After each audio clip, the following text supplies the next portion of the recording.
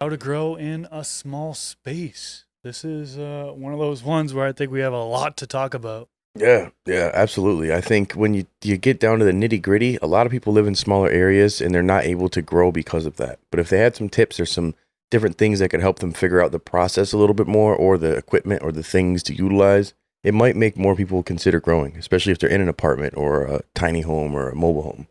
You know? Yeah, you're absolutely right. I think now with the proliferation of legalization and more people having the opportunity to grow, people are growing in spaces that aren't necessarily the most opportune for the largest plants or the biggest amount of plants.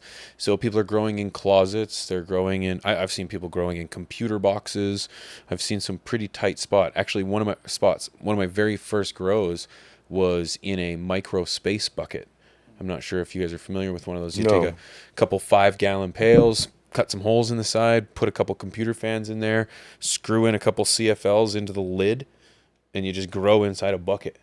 And it grew very well. But there are so many different ways to kind of take that on and kind of make sure you can grow in any and all conditions, big or small.